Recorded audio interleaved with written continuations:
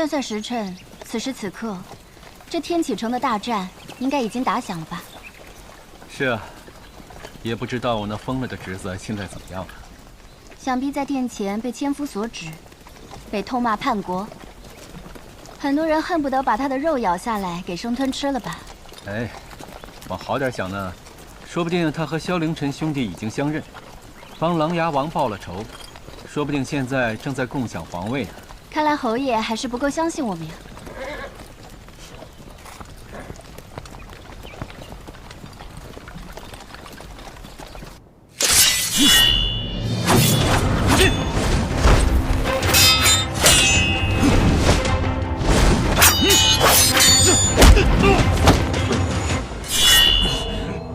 锦卫，你干什么？你疯了吗？师父当年的心愿，你们都忘了，可锦卫还记着。真是没想到，我们最后依托的，竟然是一个废物。废物！当年你们为了一己私利，利用我父帅的军威和民心，将他强行推上皇位，以至于君臣不和，朝野震乱。我父帅为了大义，最后身死。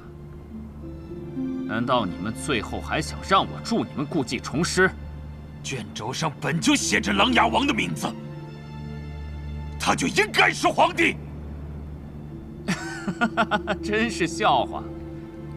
听说过有人想当皇帝的，没听说过有人一定要当皇帝的。我父帅不喜欢那个位子，他不做，你能如何？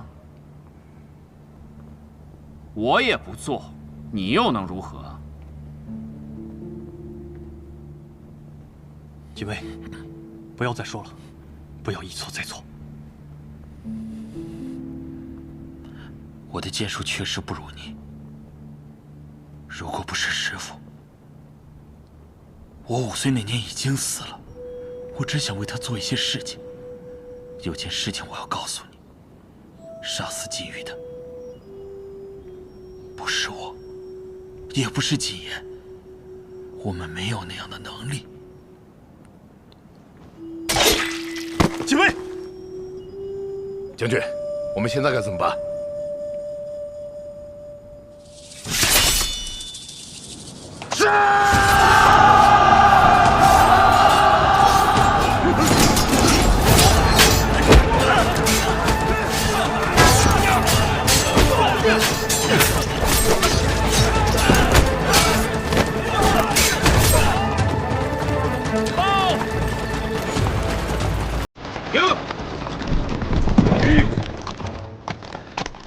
禀将军，前方有军队。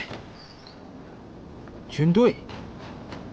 是陈奎的夏军先来会合了吧？以他的速度，应该要慢一些来才是。不是夏军，是守卫天启城的王离天军。王离天军？前辈，飞机可信。真的是王离天军？他们怎么会出现在这里？想必程叔叔应该很疑惑吧？为什么我爹在攻打着天启城，我却带着王离天军出现在这里，阻拦着上军和下军？唉，有时候侍奉的人太厉害，我这谋士也显得有些多余了。我原本还有几分担忧，但是看到他们畏畏缩缩的样子，现在多了几分自信。看来萧瑟真的下对了那部扭转局面的棋啊！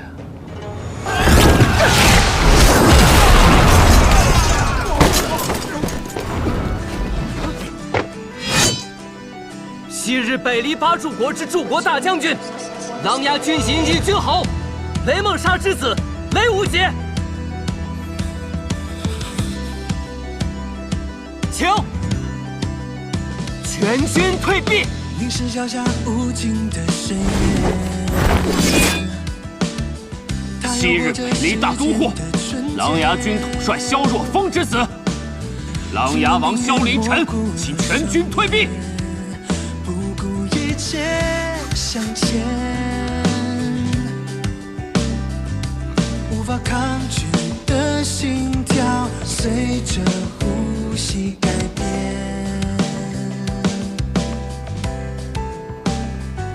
下一刻开始，明德帝之子，琅琊王萧若风均属学生。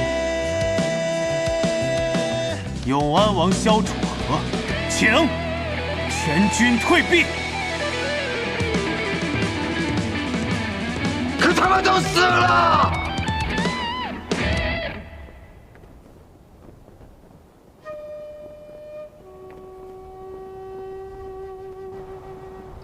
北离大都护，一亿军口都死了！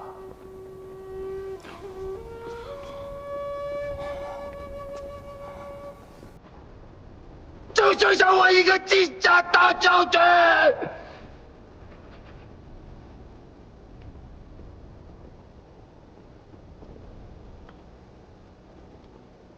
楚河，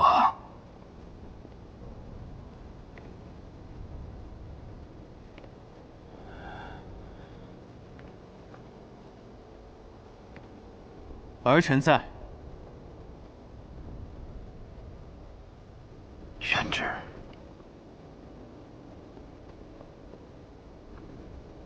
旨从何来？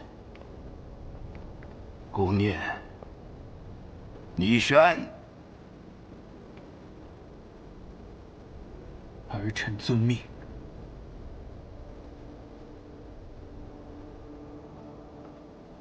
明德16年，琅琊王谋逆之案。明德16年，琅琊王谋逆之案。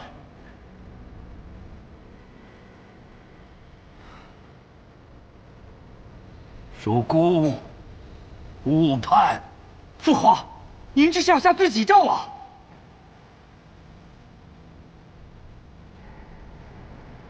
念：属孤，误判。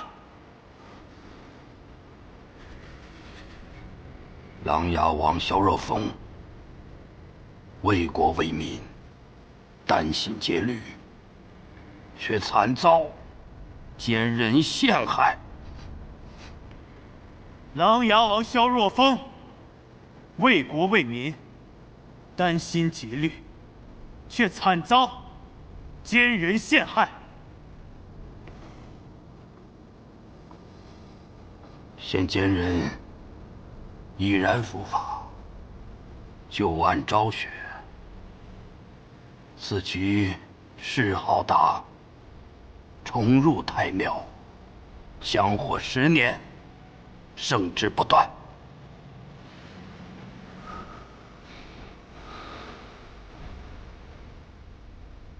现奸人已伏法，旧案昭雪，次级谥号达，重入太庙，香火10年，圣之不断。其子萧凌晨承其爵位，袭琅琊王，赐宣武将军，可重召琅琊旧军，并3军之外，直隶帝王。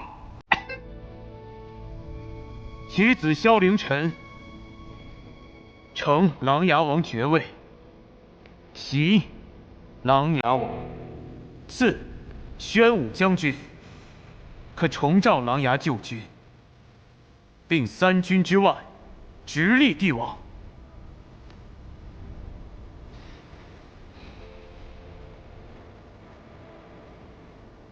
孤听信谗言，误杀爱弟，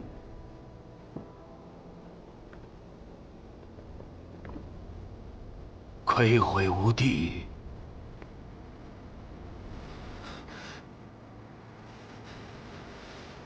每3日赴太庙相逢，至死方休。孤听信谗言，误杀爱弟，愧悔无地。每3日赴太庙相奉，至死方休。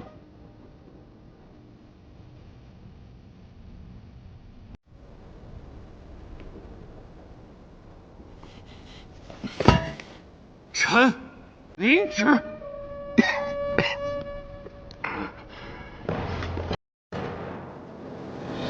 我父帅琅琊王萧若风，为平叛乱国之灾，自吾入狱。当年天启成乱之夜，乃是我与父帅亲手谋划。我父帅为了国家安定，舍一身荣耀于法场上自刎，以定天下。尔等作为我父帅的马后之兵，不以将军之令为首，反兵至皇城，要谋乱天下，还配得上琅琊军3字吗？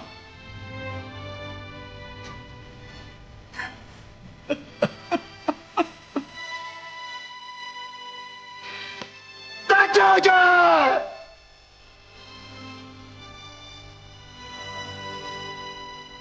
你怎么就这么不愿意做皇帝啊？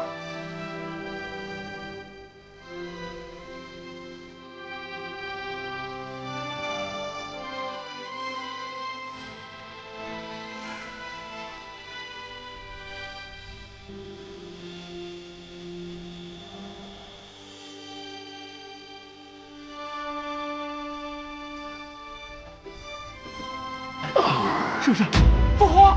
圣上，父皇！父皇！父皇！父皇！明德22年春，明德帝承认琅琊王谋逆案乃是误判，下罪己诏恢复琅琊王名誉。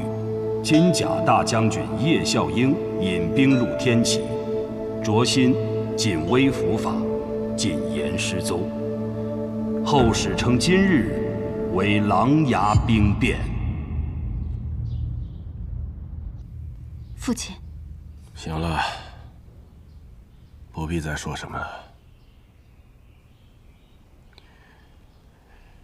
这一次是我输给那帮小子了。其实当时按照我的脾气，真恨不得踏平宫城，杀他个干干净净。父亲虽然骁勇，却不残暴。萧瑟早就看透了这一点。是啊，我看兵力，那小子宽人心，以至于我20万大军被几个毛头小子，再加上一个什么莫名其妙的罪己诏就给退了。哼！萧瑟说，如果当时父亲不退，那么如今天启城飘着的，便不再是萧氏皇族的神鸟大风旗，而是我们叶子营的军旗了。对呀，我当时手里握着刀的时候就在想，难不成把那些姓萧的都杀了，然后自己当皇帝？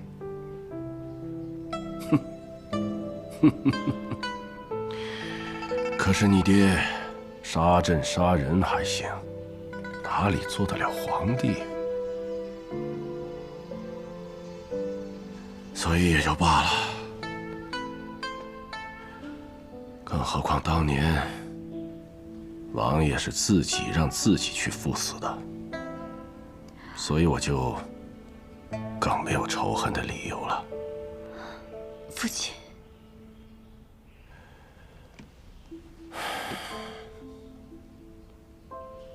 闺女，你爹老了。当年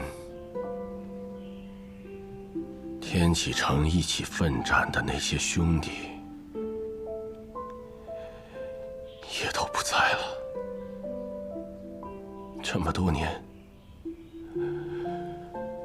我也就凭着这一口气撑着。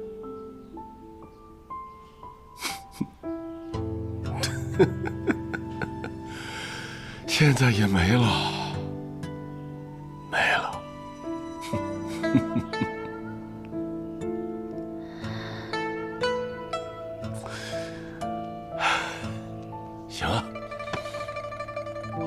说这些了。闺女，身体怎么样？啊？已经许久未曾发病了。我问过国师，他说仙山上的高人留下的那缕真气护住了我的心脉，保我10年无碍。10年过后，高人大梦归醒，我便再去一趟仙山。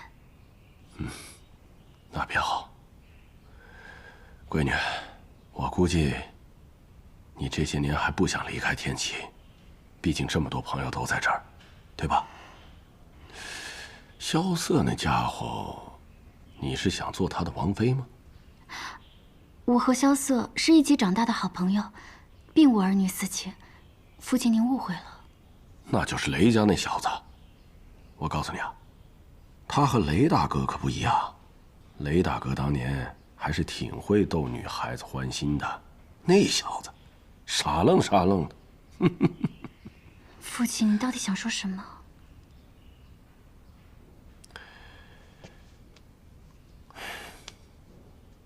闺女啊，爹是在想，爹走了之后，谁来照顾你呀？父亲要去何处？傻闺女，这番事情之后，你以为你爹还能待在朝中啊？哼！明德帝不降罪于我，那是因为他不敢。我若不知罪辞官，那下面那些人总会以为我还想再打一仗，那他们连觉都睡不安稳。这样，你替我拟份折子，就说告老还乡。当然，也别急着给，等他1个月，让那些满怀鬼胎的人这个月都睡不踏实。父亲要去凤栖山。对呀，你娘就葬在那儿。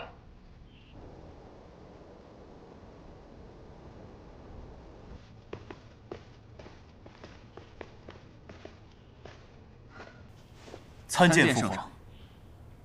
你们来了，来，再过来点儿。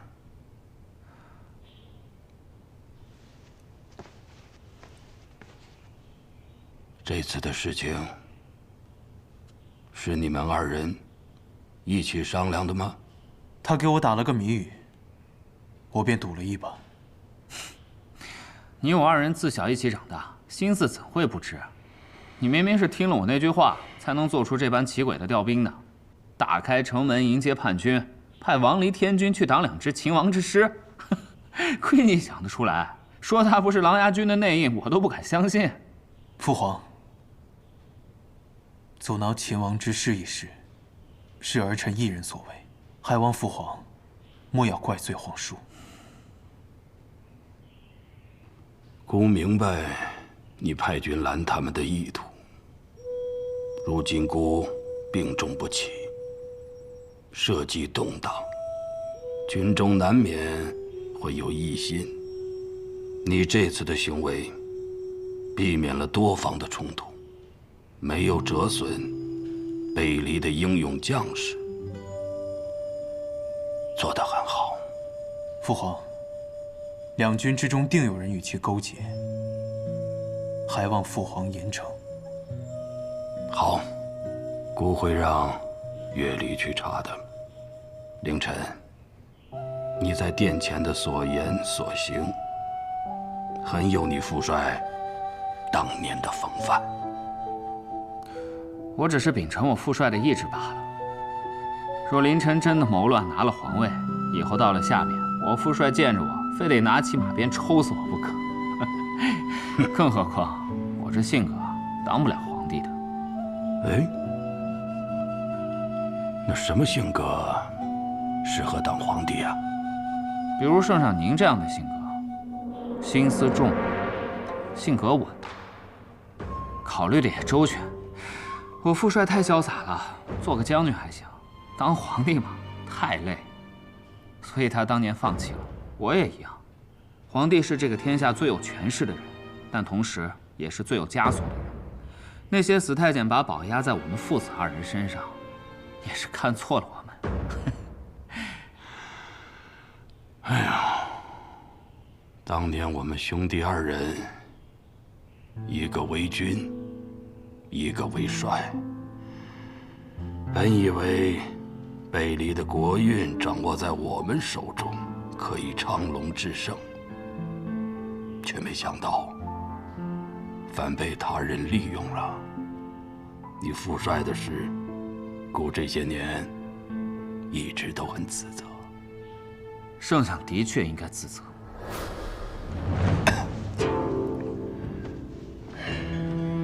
说下去。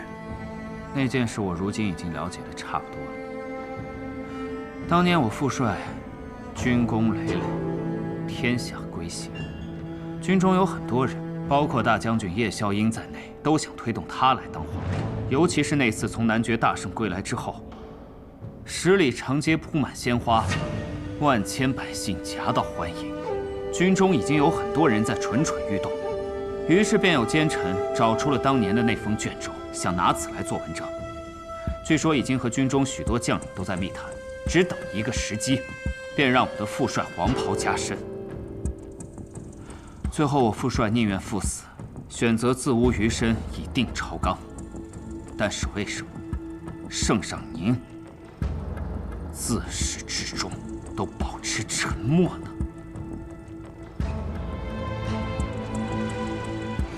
我明白，这是你们君臣之间的默契。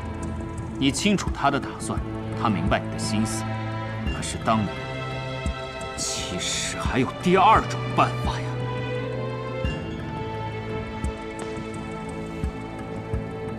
你们可以找出那些想要作乱的臣子，一个一个都杀了。你可以和我父帅一起坚定地告诉天下：没错，卷轴上的名字是萧若风，可那又怎么样？皇帝依然是萧若景，琅琊王依然是萧若风，这是你们二人做出的选择，没有人可以改变。龙封卷轴不可以，天下人也不可以，可是为什么您却做不到呢？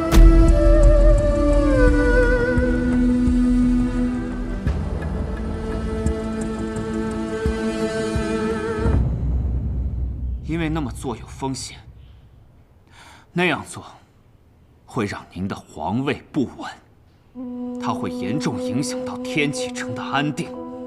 那些在夺嫡之战中败落下来的王爷们，随时会兵至天启，朝中反对您的大臣们也会伺机而动。圣上，凌晨说的对吗？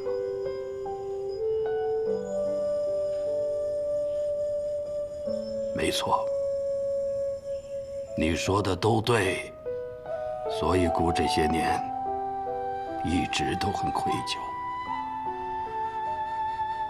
姑可以自己骗自己，说这是若风的选择，也可以对自己说，总有一天要为若风平反，在太庙为他重新供奉一个牌位。可是直到你们踏入皇宫的那一刻，姑都还没有做过这件事。我父帅心里一直记得年少时与圣上的约定，可是后来圣上却忘了。我不知道圣上今天叫凌晨来是想说些什么，但凌晨想说的便是这些，而凌晨想听的也不是一些类似后悔的话。圣上要是没有别的想说的，凌晨便先走了。我理解我父帅的打算，但并不代表我能原谅这件事情。我失去了我最亲近的人，无论如何，出于什么样的原因，我都没有办法原谅。江山也好，社稷也罢，皇位也不过如此。凌晨今天过来，不是跟你叙旧，也不是来邀功的，只是这么多年，有些话在心底里，不说不痛快。凌晨没有办法跟天下人说，凌晨只能跟圣上您说。也希望圣上可以谅解。明白。姑还有一件事要问问你啊，这一次姑该如何选择？啊？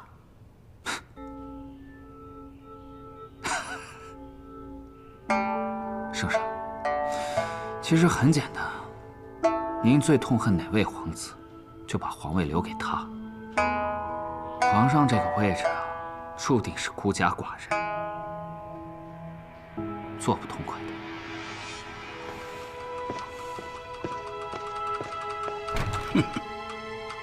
这个回答，姑倒是没有想到啊。凌晨的话，你也都听到了。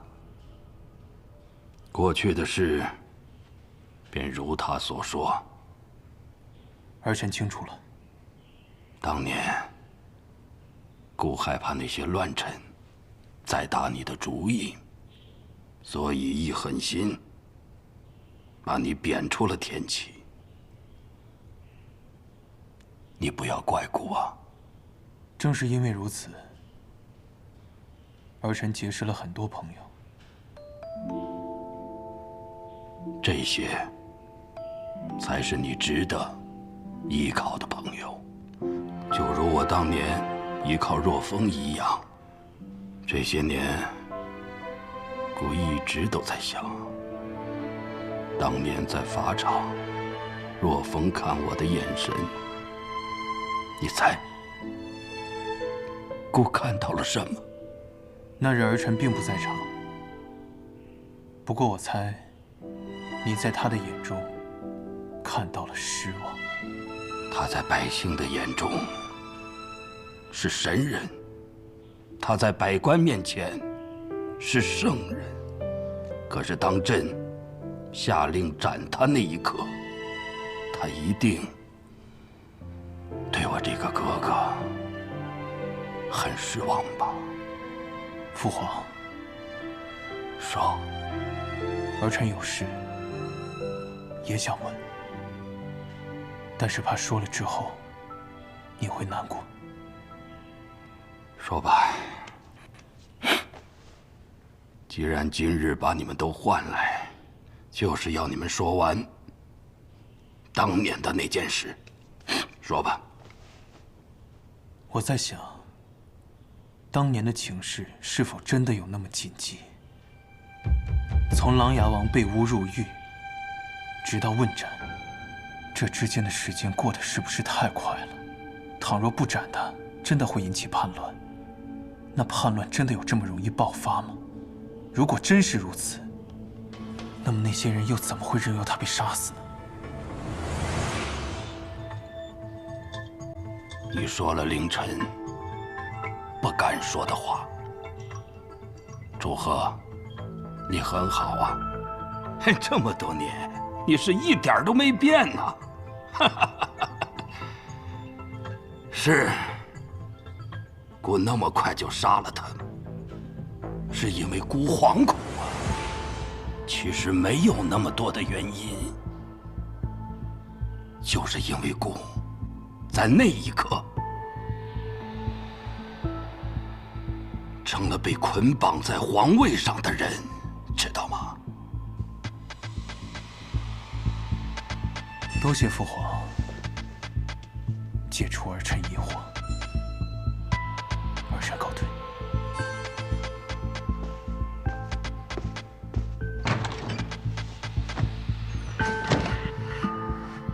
姑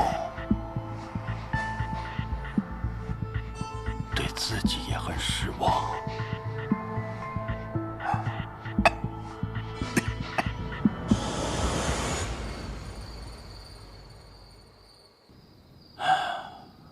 这一次输得太彻底了，太彻底了呀！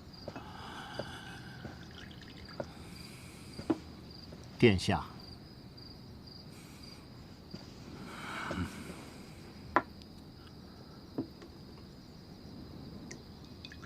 本王本想着，此一番天下必定大乱，最后两败俱伤，只等我们坐收渔翁之利。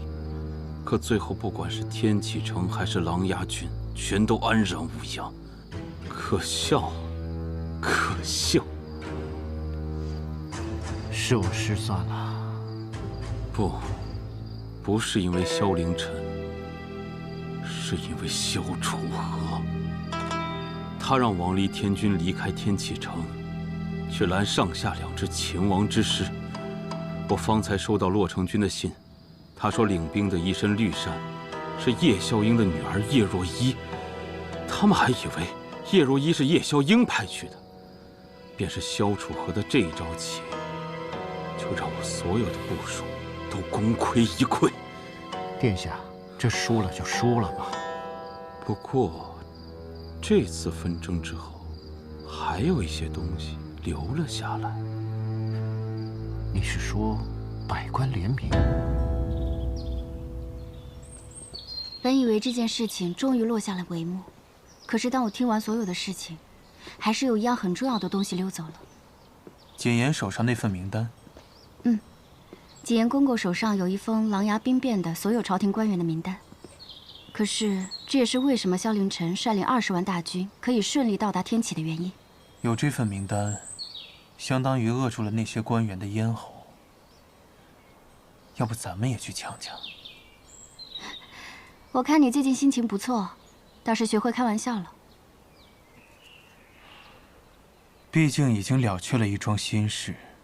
不过这件事我可不是开玩笑。这份名单若是让萧雨拿到手，他必定再起波澜，利用这份名单威胁那些官员为其谋事，绝对不能让他拿到。如今这天启城中全城戒备，谨言逃不出去，就得找个地方躲。你猜他会躲在哪儿？莫非他会去找那个如今天启城中唯一在乎他性命的人？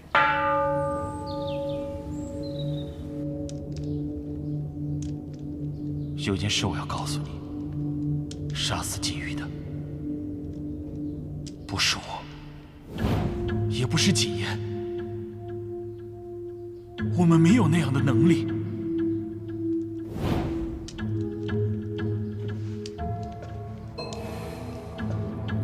你这是在抄诵经文呢？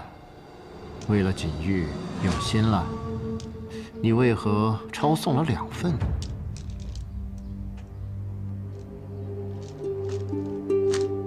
另一份是给锦薇的。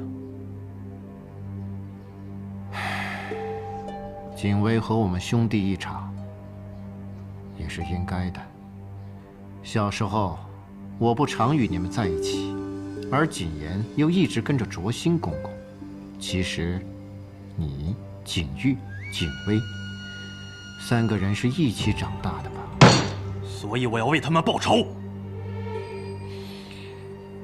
锦玉的死的确有蹊跷，尚有仇可寻。而锦薇死于谋乱，又能找谁去报仇呢？琅琊军能够这么顺利进入天启城，恐怕他们自己都没有想到吧。这一切的背后，我总觉得有一双手在推动着发展，而锦薇他们只是一颗棋子罢了。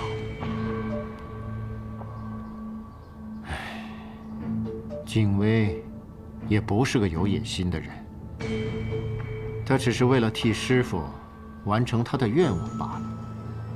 不过有一个人，他绝对不会是我们的兄弟。你说谨言？是，他必须死。倘若他来找你的话，你留住他，然后告诉我。但如果你不这么做的话，5大件以后只剩下1个人了。你在威胁我？不是威胁你，我是怕你做傻事而已。大剑，你也卷入了这次夺嫡，你支持赤王，那又如何？但是五大剑只应该对明德帝一人忠诚。你知道当年师傅他们为什么在琅琊王撕毁卷轴之时一言不发吗？他们呢，当时早就屈服于新的帝王威严之下了。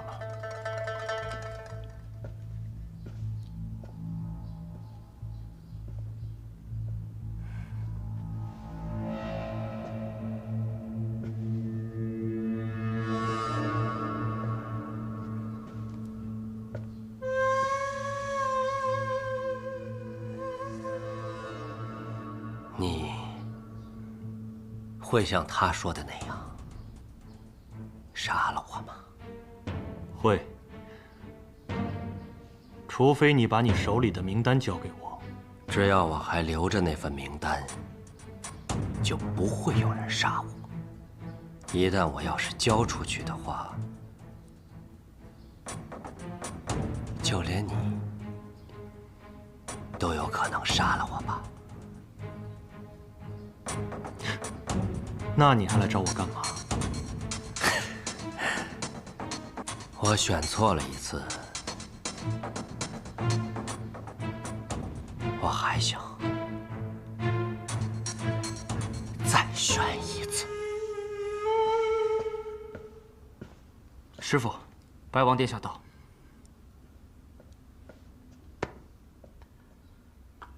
这天启城中，应该没有别的茶能比锦仙公公这里更好了。殿下谬赞了。不过，殿下来此，恐怕不光是为了品茶吧？当日在泰安殿前，卓心、锦言、锦威三人用伪造的龙峰卷轴企图叛乱。虽然龙峰卷轴已毁，不过锦言手中还有一个卷轴。这个卷轴上是百官联名的手书。既然大家都说这龙峰卷轴是伪造的，那么手书也可以是伪造的。可当时所有人都已经听见了，此事已经传开，朝野上下很在意这件事情。所以殿下也对那份名单有兴趣。父皇已经下了口谕，从今日起，本王代大理寺卿负责彻查此事。白王居然去了红钦殿，看来大家都猜到了，锦仙公公是锦言公公最后的救命稻草。只不过，锦仙公公的交道可不好打。二哥有圣上口谕，天启上下就没有他不能打的交道。毕竟谁都不想下天狱。有一件事情我不明白，圣上为何要将此事交给白王？